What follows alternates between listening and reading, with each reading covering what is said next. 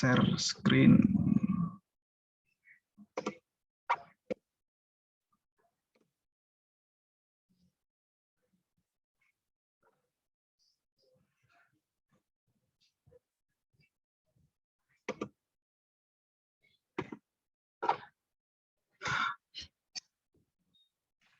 Apakah sudah terlihat PPT-nya? Sudah. Bisa bergerak enggak?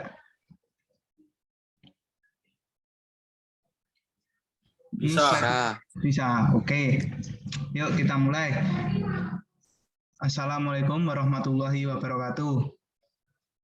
Waalaikumsalam warahmatullahi wabarakatuh. Oke, kami dari kelompok 1 akan mempresentasikan hasil rangkuman video yang dikirim oleh Bu Hartati di grup kelas. Dari kelompok 1 memiliki anggota grup Abdillah Hidu, say hi. Hai, Abdillah Hidu, hadir? Hadir, Mas. Oke, selanjutnya ada Afifah Aulia. Hadir. Selanjutnya ada Anditya Budi. Hadir, Mas. Selanjutnya ada Artia Inka. Hadir. Dan saya sendiri Dimas Tegar Prakoso. Oke, selanjutnya yang kita bahas untuk kali ini ada physiological adaptation. Yang pertama ada physiological adaptation in response to training. Yang kedua ada muscular system dan yang ketiga ada cardiovascular system. Untuk yang pertama physiological adaptation in response to training akan dijelaskan oleh Saudari Afifah. Silahkan, waktu dan tempat dipersilahkan. Baik, terima kasih Mas Tegar. Yang pertama, physiological adaptation in response to training. Itu mempelajari 6. Yang pertama yaitu resting heart rate. Yang kedua, stroke volume and cardiac output. Yang ketiga, oxygen uptake and lung capacity. Yang keempat, hemoglobin levels. Yang kelima, muscle hypertrophy. Yang keenam, effect on fast or slow twitch muscle fiber. Untuk penjelasannya, yang pertama yaitu denyut jantung istirahat. Jantung adalah organ tubuh yang sangat vital. Kemampuan kerja jantung sangat mempengaruhi kesehatan tubuh secara umum. Salah satu cara untuk mengetahui apakah aktivitas kita memiliki intensitas berat atau ringan adalah dengan mengukur detak jantung saat kita istirahat atau resting heart rate. Pada orang dewasa, jumlah detak jantung saat istirahat yang normal adalah 60 dan 100 per menit. Yang selanjutnya yaitu volume sekuncup dan curah jantung. Output atau curah jantung adalah jumlah darah oleh ventrikel tiap menit. Terus volume sekuncup adalah volume darah yang dipompa oleh setiap ventrikel per detik. Yang selanjutnya yaitu kadar hemoglobin. Agar dapat berfungsi dengan baik, kadar hemoglobin dalam darah harus berada dalam kisaran normal. Kadar Hb normal untuk laki-laki dewasa adalah 13 gram per desiliter, sedangkan kadar Hb normal wanita dewasa adalah 12 gram per desiliter. Yang selanjutnya yaitu efek pada serat otot berkedut cepat atau lambat. Yang pertama, dengan serat otot berkedut lambat atau tipe 1. Ditemukan peningkatan aerobik densitas mitokondria enzim, kepadatan kapiler, mioglobin yang bertanggung jawab untuk transportasi oksigen ke sel otot dan glikogen, dan simpanan lemak yang sebagian besar menghasilkan peningkatan oksigen. Yang kedua yaitu dengan serat otot berkedut cepat atau tipe 2. Hipertrofi otot adalah peningkatan ukuran otot yang ototnya telah meningkat. Hipertrofi otot terjadi ke serat otot dan berkedut cepat daripada tipe 1. Oleh karena itu, hipertrofi lebih besar terjadi di latihan resistensi. Peningkatan serat otot ini bertujuan membuat atlet menjadi lebih kuat daripada tipe pertama.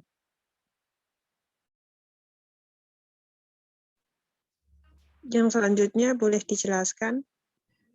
Oke, terima kasih Mbak Afifah. Selanjutnya ada muscular system atau sistem otot. Sistem otot ini memiliki 7 poin. Untuk poin yang pertama ada hipertrofi. Definisi dari hipertrofi sendiri ialah peningkatan ukuran sel otot secara keseluruhan, sehingga ukuran otot meningkat bukan hanya karena kita memiliki lebih banyak serat otot, tetapi karena ukuran sel yang membesar. Dan mungkin ada hal yang bekerja dalam memberikan peningkatan ukuran otot secara keseluruhan, dan itu disebut hiperplasma.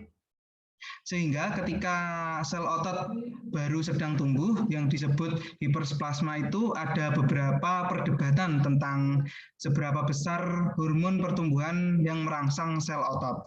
Mungkin menyumbang paling sedikit 5% pertumbuhan otot. Selanjutnya, poin kedua ada increase in tendon strength atau peningkatan kekuatan tendon.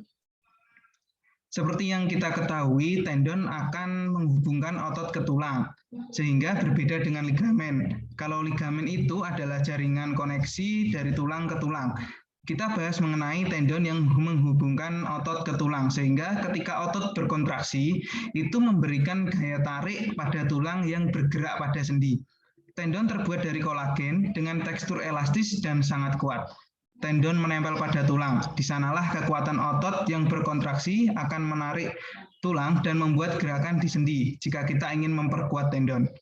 Cara terbaik yang telah ditemukan ialah latihan resistensi dengan menggunakan beban yang relatif berat untuk menggerakkan otot. Beberapa hal yang terjadi ketika tendon memperkuat kita, yakni serat kolagen individu akan meningkat ketebalannya. Oleh karena itu, kepadatan keseluruhan tendon akan meningkat sebagai hasil dari latihan. Nah, pada poin ketiga ini ada increase in myoglobin stores atau peningkatan penyimpanan myoglobin. Apa itu myoglobin? Myoglobin adalah protein pengikat oksigen dalam sel otot vertebrata, memberikan warna merah atau abu-abu gelap pada yang berbeda pada otot. Ini secara eksklusif diekspresikan dalam otot rangka dan otot jantung. Myoglobin umumnya ditemukan di jaringan otot dengan tujuan pengikat oksigen dan menyimpan oksigen di sel otot. Sehingga banyak stok oksigen yang tersedia untuk energi di dalam sel otot. Kadang-kadang myoglobin juga dapat kita temukan di aliran darah. Itulah tandanya jika otot sudah mulai rusak. Ini bisa terjadi jika memiliki intensitas latihan yang sangat tinggi selama beberapa waktu periode olahraga berkelanjutan. Nah, untuk poin selanjutnya dipersilahkan untuk Mbak Artia Inka menjelaskan. Baik, terima kasih Mas Tegar. Selanjutnya, yang keempat adalah increased number and size of mitochondria atau peningkatan jumlah dan ukuran mitokondria. Mitokondria organel kita berukuran sangat kecil dan terletak di dalam sel. Mereka adalah organel yang dirancang untuk respirasi sel, yang berarti bahwa mereka adalah tempat di mana energi dihasilkan untuk pergerakan sejauh yang kita ketahui. Kemudian untuk menciptakan energi dan mensintesis kembali adenosin di fosfat, itulah yang disebut dengan ATP. Definisi ATP adalah senyawa penting dalam sel yang harus ada agar energi yang akan disediakan untuk otot yang bekerja. Nah, tanpa adanya ATP dan gerakan mitokondria, tidak akan ada resintesis ATP. Oleh karena itu, mitokondria sering disebut dengan pembangkit sel. Jika mitokondria pada waktu tertentu di dalam tubuh meningkat, berarti tingkat metabolisme dan respirasi seluler juga lebih besar. Nah, selanjutnya yang kelima adalah increased strong of glycogen and fat, atau meningkatkan penyimpanan glikogen dan peningkatan penyimpanan lemak. Seperti yang kita ketahui, karbohidrat merupakan sumber energi bagi tubuh. Oleh karena itu, pada waktu tertentu kita cenderung menggunakan campuran simpanan karbohidrat. Biasa yang disimpan dalam bentuk glikogen dan juga menggunakan simpanan lemak yang tersedia sebagai bahan bakar olahraga dan untuk bahan bakar sel-sel yang terdapat dua cara, yaitu yang pertama, bahwa kita benar-benar dapat meningkatkan penyimpanan glikogen ini, terutama glikogen yang disimpan dalam otot yang biasa kita sebut glikogen otot. Nah, yang kedua, dua hal utama yang dapat kita lakukan untuk mewujudkan adalah setelah kita berolahraga dan menghabiskan waktu.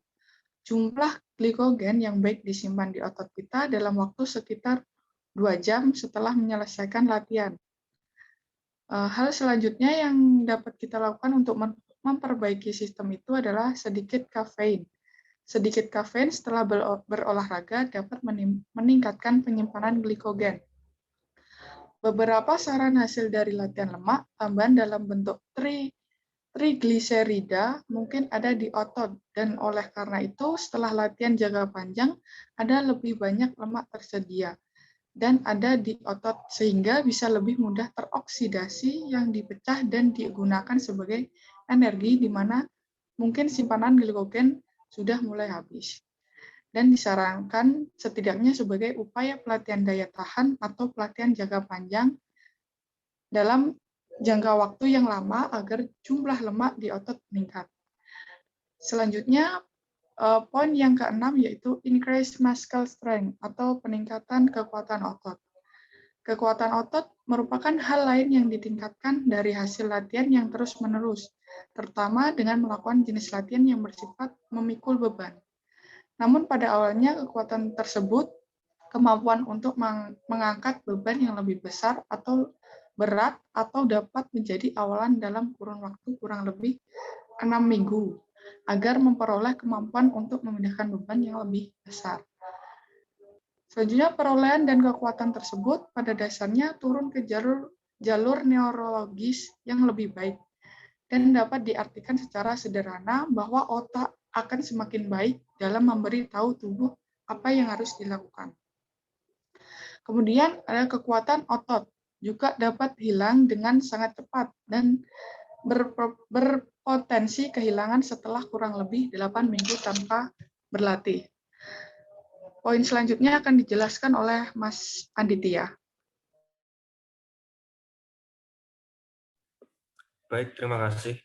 Saya akan menjelaskan poin tentang increased tolerance to laktat, atau yaitu peningkatan toleransi terhadap laktat. Yang pertama yaitu, apa itu laktat? Laktat adalah substansi yang diproduksi dari hasil latihan anaerobik. Respirasi anaerob ditemukan dalam kedua jaringan otot dan kemudian sering menemukan jalannya ke aliran darah. Sebelumnya diperkirakan bahwa laktat dan asam yang terkait, yaitu asam laktat, sering dianggap mempengaruhi kemampuan otot untuk berkontraksi atau mempertahankan kekuatan kontraksi. Hal ini juga sebelumnya diperkirakan dapat mempengaruhi secara langsung pada kemampuan otot untuk berkontraksi atau mempengaruhi kemampuan Moses untuk mempertahankan kekuatan kontraksi. Dari pemaparan tersebut, kami telah melihat hipertrofi meningkatkan kekuatan urat daging, meningkatkan angka gabungan penyimpanan, dan ukuran mitokondria, penyimpanan glikogen, dan lemak. Hal ini merupakan hal yang terus-menerus berarti adaptasi fisiologis jangka panjang untuk berlatih, yang mana latihan ini menghasilkan jenis adaptasi. Ini hanya merupakan daftar umum dari beberapa adaptasi yang terus-menerus yang dapat kami lihat sebagai hasil dari latihan. Nah, slide selanjutnya, Mas, bisa di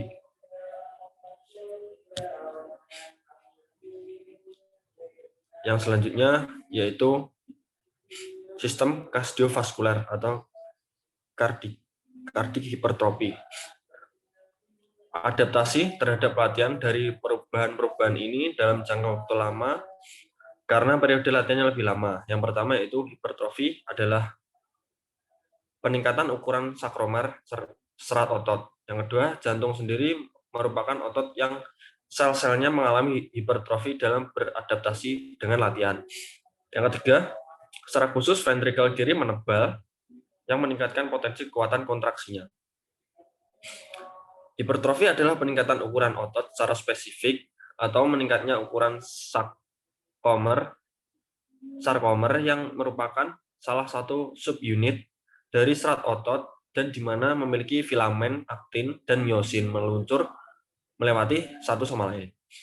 Otot jantung itu sendiri mengalami hipertrofi dan ketika kita berolahraga, ketika kita stres, otot itu merespon dengan tumbuh lebih kuat, tumbuh lebih besar, dan lebih spesifik. Ventrikal kiri jantung menebal karena itu adalah otot, dan oleh karena itu ketika berkontraksi, ia akan berkontraksi lebih kuat dan mengkerut lebih banyak serat otot ketika dirangsang sehingga berkontraksi lebih kuat, dan dengan melakukan itu berarti lebih banyak darah yang mengalir, yang dikeluarkan dari jantung satu persatu pun lebih banyak. Selanjutnya bisa dijelaskan oleh Mas Widu. Baik, terima kasih. Dan selanjutnya saya akan jelaskan yang kedua, insertion in raising and exercising stroke volume, atau disebut juga meningkatkan volume stroke dan beristirahat. Adaptasi kronisnya yaitu perubahan jangka panjang dan sebagai akibat dari latihan yang keras. Akibatnya stroke volume adalah jantung darah yang dipompa dari vertikal kiri jantung dalam satu kontraksi. Hal ini terkait dengan kekuatan kontraksi otot jantung. Dan selanjutnya sistem koordinavakular adalah peningkatan istirahat dan volume sekuncup. Volume sekuncup adalah jumlah darah yang dipompa dari jantung vertikal kiri jantung dalam kontraksi tunggal itu dalam perjalanan ke otot-otot yang berhubungan langsung, tentu saja volume secakup terkait dengan kontraksi otot jantung. Selanjutnya yang ketiga, there's a increasing heart rate atau penurunan denyut jantung. Saat istirahat, curah jantung tetap sama, namun karena RSF meningkat pada atlet, dapat terjadi pengurangan RHR tanpa mengurangi Q. Oleh karena itu, RHR orang-orang yang secara konsisten berolahraga umumnya lebih rendah daripada rekan-rekan mereka yang lebih banyak duduk. Yang keempat adalah capitalization of skeletal muscle and alveoli, atau kapilarisasi otot rangka dan alveoli. Yang pertama saya akan menjelaskan otot. Otot terjadi pada 70% sampai 80% dari VO2 max, juga terjadi sebagai respon terhadap training intensitas tinggi yang meningkat metabolisme glukosa. Yang kedua ada alveolus. Lebih banyak kapilar yang mengelilingi alveolus memungkinkan penukaran gas yang lebih efisien. Yang kelima ada reduction in resting blood pressure, atau disebut juga penurunan tekanan darah racing. Yang pertama adalah berkurangnya selama beberapa minggu pertama training aerobik, memungkinkan karena realisasi pembuluhan darah jangka panjang. Pelarian relaxation progresif juga membantu, tetapi kurang efektif. Penurunannya yaitu kurang lebih 22% dari sistolik dan 4% diastolik BB. Yang keenam adalah ada desperate heart rate recovery time, atau penurunan waktu pemulihan denyut jantung. Ini hanya ukuran beberapa lama waktu yang dibutuhkan setelah berolahraga untuk detak jantung kembali ke tingkat istirahatnya. Orang bugar yang detak jantungnya saat mandi akan meningkat serta saat mereka berolahraga. Akan tetapi kemudian jumlah waktu yang dibutuhkan untuk detak jantung kembali ke istirahat akan lebih sedikit pada orang yang terlatih atau bugar secara kardiovaskular dan akan memakan waktu yang lebih sedikit agar detak jantungnya kembali normal. Sekian, terima kasih.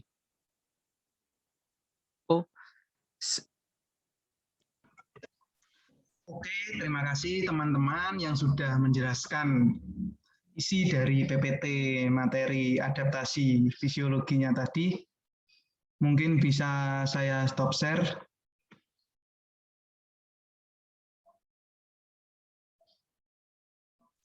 Oke, teman-teman, terima kasih ya atas partisipasinya kali ini. Semoga tugas kita berjalan dengan lancar di semester ini dan mendapat nilai yang memuaskan. Amin. Amin. Amin. Terima kasih juga kepada Bu dosen, Bu Hartati yang sudah menonton video ini. Mohon maaf apabila ada kekurangan dari penjelasan kelompok kami. Terima kasih. Saya tutup presentasinya. Assalamualaikum warahmatullahi wabarakatuh. Waalaikumsalam warahmatullahi wabarakatuh. Wabarakatuh.